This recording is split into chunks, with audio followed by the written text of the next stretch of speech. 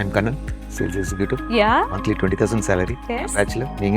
நீங்க பண்ண மூவிஸ்ல அவங்களுடைய டைரக்டர்ஸ் நேம் ஒன் லைன்ல சொல்லணும்னா மௌனம் பேசி, Amir sir, perfectionist.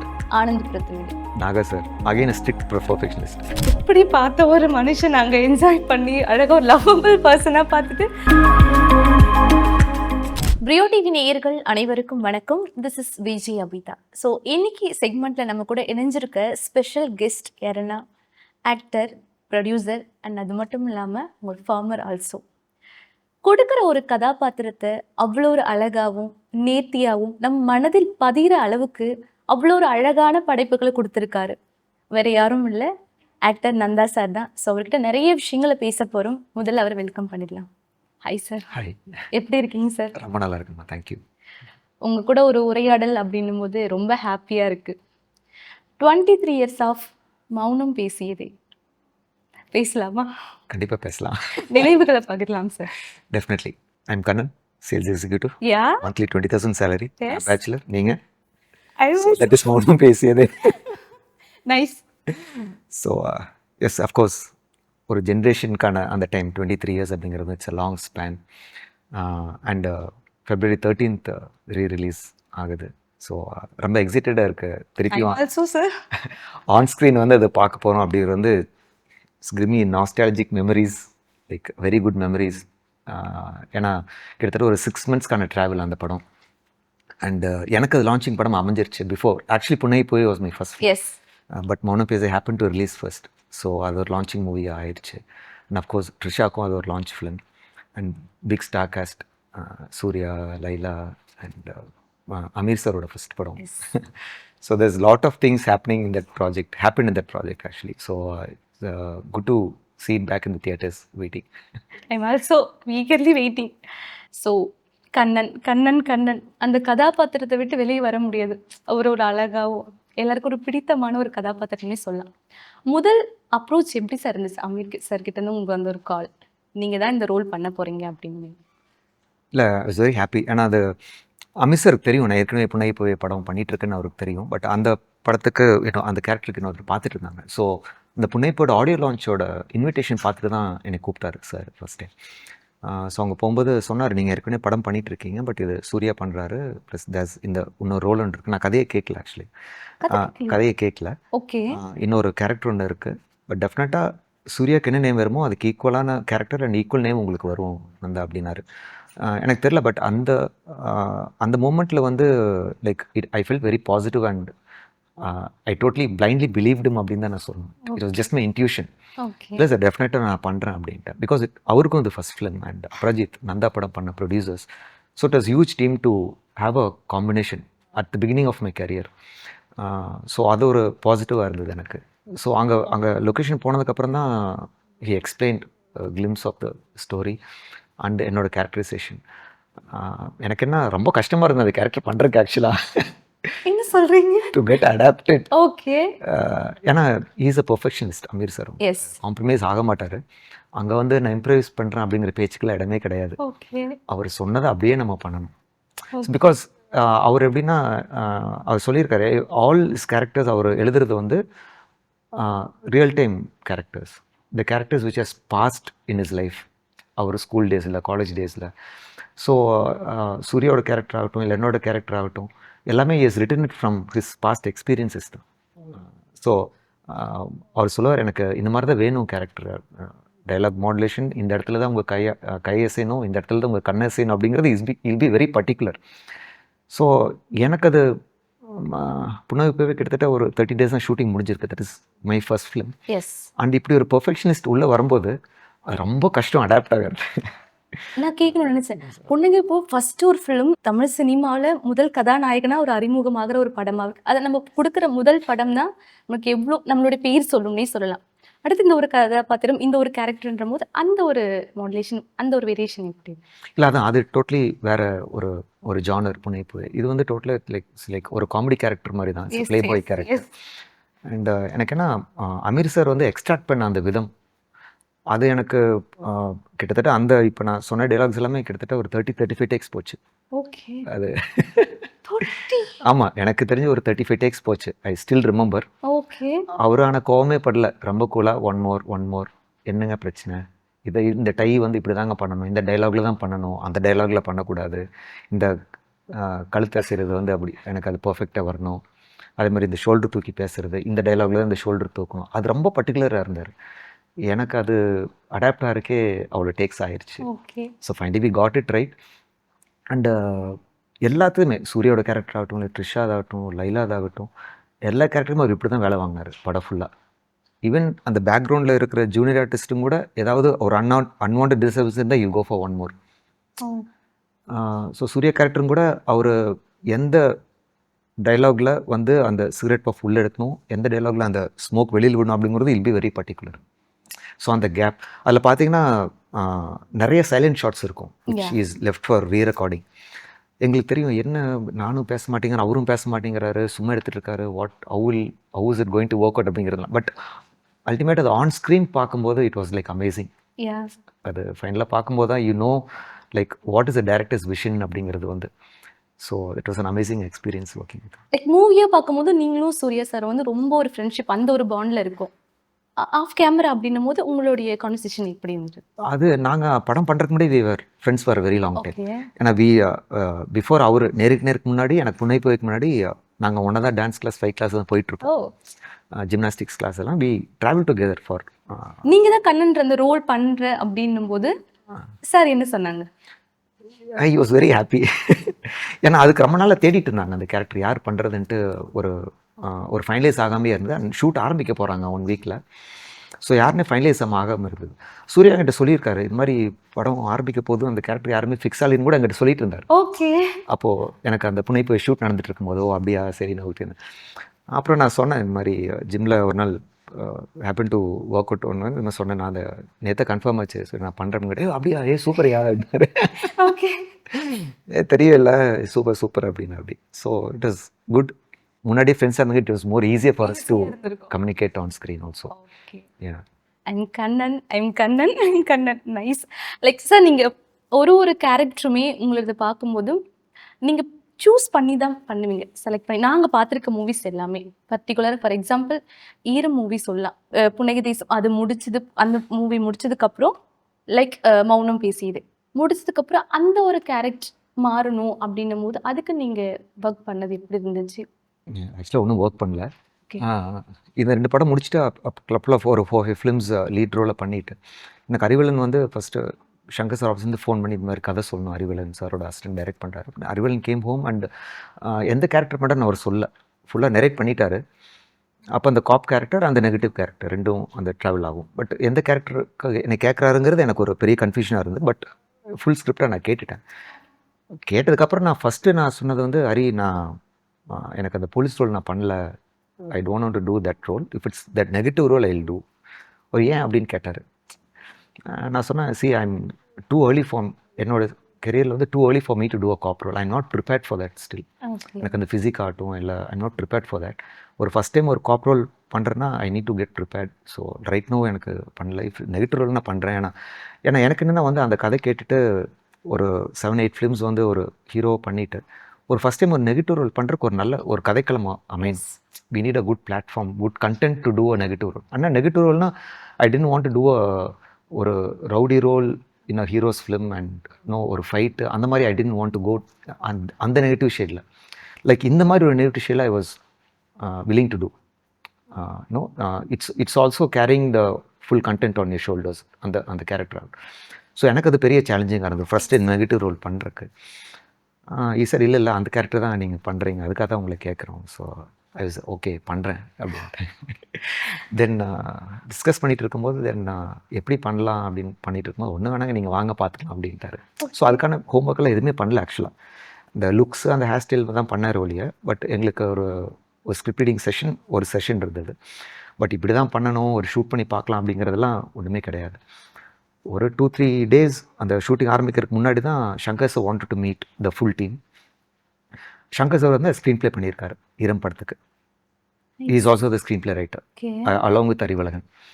ஸோ எங்கிட்ட கூப்பிட்டு என்ன சொன்னார், நான் தான் ரொம்ப நிறைய சாய்ஸஸ்க்கு அப்புறம் தான் அவங்கள நாங்கள் செலக்ட் பண்ணோம். And believing in you. And இது என்னென்னா ஒரு நூல் மேல் நடக்கிற மாதிரி இந்த கேரக்டர். நீங்கள் கம்மியாக பண்ணினா நடிக்க தெரியலன்னு சொல்லிடுவாங்க. ஓவர்டு பண்ணால் அது வில்லனிசம் ஆயிரும். I don't want that. நான் அப்படி தான் எழுதியிருக்கேன். So I hope you do it கரெக்ட்லின்னு சொன்னதுக்கப்புறம் தான் எனக்கு பயம் வந்தது. ஐயோ ஐயோ இப்போ நான் என்ன பண்றது? என்னப்பா சொல்கிறாரு சார். பரிவாரம் சாரி. அன்னைக்கு அந்த மீட்டிங் முடிச்சுட்டு வெளியில் வந்தேன்னா எங்கள் ஷூட் பண்ணி பார்த்துடலாங்க. சும்மா நம்ம ஒரு ஹேண்டிகேமில் வச்சு ஷூட் பண்ணி பார்க்கலாம் எப்படி அதெல்லாம் வேணாங்க வாங்க பார்த்துக்கலாம் அப்படின்னாரு. ஸோ எனக்கு அப்போ தான் பயம் வந்தது அது கரெக்டாக பண்ணோம் அப்படின்ட்டு. பட் அங்கே போகும்போது you was very crystal clear. எனக்கு இன்னொரு அமீர் சார் பார்க்குற மாதிரி இருந்தது. அவர் ரொம்ப கிறிஸ்டல் கிளியராக அவர் நடிச்சு காமிப்பார். என்ன ஃபேஸில் அந்த கேரக்டர் நடக்கும், எப்படி உட்காரும், எப்படி பேசும், எக்ஸ்ப்ரெஷன் எந்த அளவுக்கு இருக்கும். ஓவர்டு பண்ணால் அப்படியே கட் பண்ணிடுவார். இல்லை வேணாங்க கம்மி பண்ணுங்கள். நான் சொன்னேன் ஏங்க ரொம்ப கம்மியாக பண்ணுற மாதிரி இல்லை கம்மியாக பண்ணுங்கள் கரெக்டாக இருக்குது அப்படின்ட்டு. ஸோ அது ஒரு 2-3 டேஸ் கொஞ்சம் அடாப்ட் ஆகிறதுக்கு கொஞ்சம் சிரிச்சு நாங்க பார்த்ததில்ல சார். அதுல சிரிக்கவே இல்லை. நான் எங்களுக்கு லைக் ஆடியன்ஸா எங்களுக்கு ஃபீல் பண்ணும்போது என்ன இது ஒரு சீனுமே அந்த ஒரு குட்டி லைட் ஸ்மைலிங் அந்த சர்காஸ்டிக் ஸ்மைல் இருக்கும், ஒரு சாடிசம் ஸ்மைல் இருக்கும். இருந்துச்சு எங்களுக்கு. பட் கேரக்டர் அந்த மாதிரி அந்த ஸ்டோரி அந்த மூவி ஃபுல்லாவே அந்த மாதிரி தான் நீங்க டிராவல் பண்ணியிருந்தீங்க. அந்த மாதிரி தான் இருக்கும் அந்த கேரக்டர். அந்த அவங்கள அந்த வாட்டர் பாட்டில் இதுல போட்டு கொள்ற அந்த சீன் கூட எப்படி இருந்துச்சுன்னா, எப்படி பார்த்த ஒரு மனுஷன் அங்கே என்ஜாய் பண்ணி அழகாக ஒரு லவ்வபிள் பர்சனாக பார்த்துட்டு ஆப்போசிட் பார்த்தா இந்த மாதிரி ஒரு ரோல் பண்ணிட்டு இருக்காங்க. அந்த மாதிரி தான் எங்களுக்கு இருந்துச்சு. பட் அதுக்காக இவ்வளோ ஒர்க் பண்ணியிருக்கேன். நான் ரொம்ப என்ஜாய் பண்ணி தான் பண்ணேங்க அந்த கேரக்டர். ஆனால் எங்களுக்கு எதுக்கு இப்படி பண்ணாங்க அப்படின்ற மாதிரி தான் இருந்துச்சு. நல்லா இருந்துச்சு. நான் first time to do a negative role like that. அது ஏன்னா அது சீன்ஸ் அந்த மாதிரி இட்ஸ் வெரி பவர்ஃபுல் சீன்ஸ் இருக்கும். அந்த டிவி சேனல்ஸ் மாத்திர சீன் ஆகட்டும், அப்புறம் அந்த காஃபியில் ஸ்லோ பாய்சன் பண்ணுறது அந்த பண்ணுறதாகட்டும், then the way speak to her after I poisoner, எல்லாமே like it was very challenging, it was very powerful. அந்த ஆன் ஸ்க்ரீன் பார்க்கும்போது it was very nice. So நல்லா இருந்தது அந்த ரோல் பண்ணுறதுக்கு. ஸோ ஐ திங்க் மொன பேசியதுக்கப்புறம் அந்த கலர் மாறிச்சுன்னா அந்த ஈரமில் தான் மாறிச்சு. அண்டில் தென் அது அந்த கேரக்டர் பற்றியே தான் பேசிட்டு இருந்தாங்க. So it was good to do that role. அடுத்து ஆனந்தபுரத்து வீடு பாலா. அது ஈரம் பண்ணிட்டு இருக்கும்போதே லைக் சங்கர் சார் திருப்பி அந்த படத்துக்கு சைன் பண்ணாங்க. அப்போது நாகர் சார் வந்து they were looking out for the lead cast அந்த டைமில். அப்போ சங்கர் சார் தான் வந்து ஹீ சஜஸ்டட் இந்த மாதிரி அவர் டெய்லி பார்த்துருவார், டெய்லி வந்து ரஷஸ் பார்த்துருவார். பிகாஸ் அறிவிலனுக்கு வந்து ஃபஸ்ட் படம் use to see the rushes every day. நான் கேட்டே பழகிட்டேங்க சார் என்ன சொன்னார், பார்த்தாரு எங்கிட்ட ஒன்றும் சொல்ல மாட்டேங்கிறார், நான் தான் தெரியல அப்படின்ட்டு அப்படி. தென் அப்புறம் நாகர் சார் ஒரு நாள் லொக்கேஷன் வந்து மீட் பண்ணார். இசட் இந்த மாதிரி சங்கர் சார் பார்க்க சொல்லியிருக்கார் ஃபார் ஆனந்தபுரத்து வீடு, நரேட்டிவ் த ஃபுல் ஸ்கிரிப்ட். எனக்கு அப்போ தான் ஓகே ஈரம் பார்த்து பிடிச்சிருக்குங்கிறது அந்த படத்துக்கு சொல்லியிருக்காரு. அண்ட் அகெயின் தட் ஈரம் முடியறதுக்கு முன்னாடி that film started parallelly. Again Nagar sir வந்து like is a very experience director. சினிமோஸ்ட் லைக் மர்மதேசம் எல்லாம் it's like trend setting serials which Nagar sir has done. Is very happy to work with. அதில் என்னென்னா அது இன்னொரு சேலஞ்சிங்கான விஷயம் என்னென்னா லைக் அது இமேஜின் பண்ணி நடிக்க வேண்டியது இருக்குது. ஏன்னா அந்த அதில் பார்த்தீங்கன்னா அந்த கோஸ்ட் கேரக்டர்ஸில் எதுவுமே இருக்காது, எதுவுமே இல்லை. எல்லாமே அந்த குச்சி வர்றது, அந்த பெண் வர்றது, எல்லாமே லைக் கண்ணுக்கு தெரியாத ஒரு ஆக்டிவிட்டீஸாக நடந்துட்டு இருக்கும். So we have to imagine that. And அந்த டைமிங்க்கு வந்து அவர் சொல்லிட்டே இருப்பார், இப்போ குச்சி வருது, பெண் வருது, இங்கே பாருங்கள் அங்கே பாருங்கள். So everything is been dictated and we have to imagine. அப்புறம் அந்த சவுண்ட் எஃபெக்ட்ஸ் வந்து கொடுத்துருப்பாரு. ஸோ அது எனக்கு ஒரு சேலஞ்சிங்கான ஒரு விஷயமா இருந்தது அந்த கேரக்டர் ப்ளே பண்ணுறது பொறுத்தவரையில். ப்ளஸ் என்ன அந்த கூட நடிச்ச பையன் வந்துட்டு அந்த படத்தில் வந்து பார்த்தீங்கன்னா ஊமை. ஆமாம், குட்டி தம்பி ஒருத்தவங்க உண்மையாக பார்த்தீங்கன்னா செம வாள், பயங்கர வாய். ஸோ அவனை கண்ட்ரோல் பண்ணி நடிக்க வைக்கிறதே வந்து எங்களுக்கு ஒரு பெரிய சேலஞ்சாக இருந்தது. Again that was another good experience I had with him. So back to back 2 படம் சங்கர் சார் ப்ரொடக்ஷனில் பண்ணது at that point of time was very important phase of my career. Enjoyed doing both of films. Like இத்தனை படங்கள்னு எடுத்துக்கிட்டோம்னா அது எல்லாமே நேர்த்தியாகவும் அவ்வளோ அழகாக எடுத்துகிட்டு போயிருப்பீங்க. சூஸியாக தான் நீங்கள் செலக்ட் பண்ணி பண்ணிட்டுருக்கீங்க மூவிஸ் எல்லாமே. அந்த மாதிரி ரியல் லைஃப்பில் நந்தா சார் எப்படி ஜாலியான பர்சனா, லவ்விங்கான பர்சனா? ஜாலியான பர்சனா, கொஞ்சம் ரிசர்வ்டு. ஓகே, கொஞ்சம் பழகிட்டா ஜாலியாக இருப்பேன். That's my character. எல்லாம் மௌனி பேச பார்த்துக்கப்புறம் நினச்சிட்டாங்க உண்மையுமே என் கேரக்டர் அந்த மாதிரி தான் நினச்சாங்க. ஐயோ அப்படி கிடையாது. Like got very difficult to adapt in that character. But அந்த மாதிரி கிடையாது. Usually like very casual person தான். இப்போ பேசிகிட்டு இருக்கிற நீங்கள் இப்படியே இருந்துருங்க, சீரியஸ் மோட் மட்டும் போயிட்டாதீங்க. எனக்கு இங்கெல்லாம் அப்படி பார்க்க முடியல. ஏன்னா அழகா இருந்த ஒரு பர்சன் எல்லாருக்குமே ஆக்சுவலாக பிடிக்க செய்யும் உங்களை எனக்குமே. இல்லை அது கேரக்டர்ஸ் அந்த மாதிரி அமைஞ்சிருச்சு லைக் பட் எவ்ரி நீங்க கேரக்டர். இந்த ஒரு பர்ட்டிகுலர் இந்த மாதிரி ஒரு ரோல் பண்ணணும் அப்படின்னு சொல்லிட்டு உங்களுக்கு ஒன்று மைண்ட்ல இருக்குல்ல, அந்த மாதிரி கேரக்டர் வந்து நீங்க மிஸ் பண்ணது உண்டா? நீங்க பண்றதுக்கு வில்லிங்கா இருக்கீங்க அந்த மாதிரி ஏதாச்சும் ரோல் இருக்கா? இந்த மாதிரி நான் ஒரு எனக்காகவே இருக்கணும் இந்த ஒரு ரோல். எல்லாருக்குமே as ஒரு ஒரு நடிகர்களா இருக்கும்போது எனக்கு வந்து இந்த மாதிரி ஒரு ரோல் பண்ணணும், ஸ்ட்ராங்கா அது பேசப்படணும் அப்படின்னா எல்லாருக்குமே ஆசைகள் இருக்கும். அந்த மாதிரி உங்களுக்கு என்ன மாதிரி ஒரு ரோல் நல்லா பண்ணணும் உங்களுக்கு வில்லிங்கா இருக்கு? எனக்கு என்ன அது every actor has a dream to Yeah. Do dream project dream role. But அது என்ன மெட்டீரியல்ஸாக இருக்குது, it will take time. No the production and the content development everything is there. எனக்கு ட்ரீம் ரோல்னு பார்த்தீங்கன்னா I want to do the role of Udham Singh. நீங்கள் கேள்விப்பட்டிருப்பீங்கன்னு நினைக்கிறேன், ஜாலியன்வாலா பாக் ட்ராஜடி கேள்விப்பட்டிருப்பீங்க, ஃப்ரீடம் ஸ்ட்ரகிள். ஸோ அந்த ஜாலியன்வாலா ட்ராஜடியில் அந்த கிரவுண்டில் பார்த்தீங்கன்னா கிட்டத்தட்ட thousands and thousands of Indians were shot dead by General Dyer by the British. அப்போது அந்த உத்தம் சிங் அப்படிங்கிற பையனுக்கு வந்து கிட்டத்தட்ட 5-6 வயசு இருக்கும். அப்போ அங்கே டீ கொடுத்துருக்குற அந்த பையன் லைக் அந்த ட்ராஜடி பார்த்துட்டு அவர் அதில் தப்பிச்சிட்டா. அப்படி அந்த பையன் அந்த ஷூட்டிங் ஆர்டர்லேருந்து தப்பிச்சிட்டாரு. தப்பிச்சிட்டு அவர் படித்து பெரியவராகி he went to London and he shot general tyre in the British government பார்லிமெண்ட்டில். ஓகே. அவர் அங்கே ஹேங் பண்ணாங்க உத்தம் சிங்கை.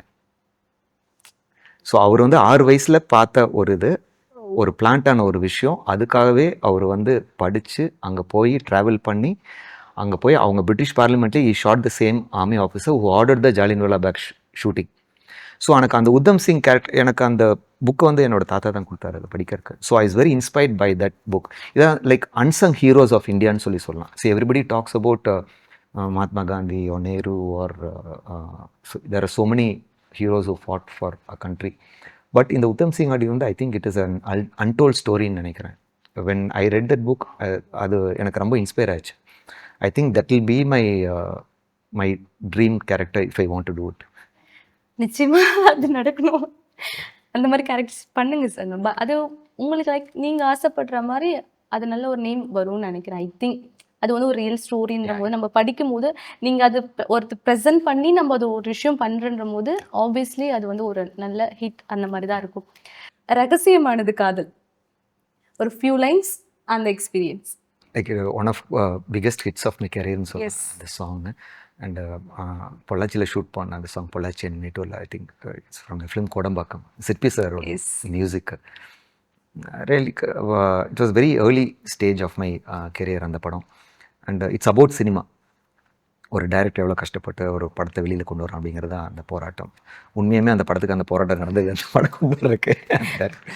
So yeah, it was good. And இப்போ வரைக்கும் like it's there in the top list in all the films அந்த song. அது எல்லாரோட பிளேலிஸ்ட்ல அந்த சாங் இல்லாம இருக்காது.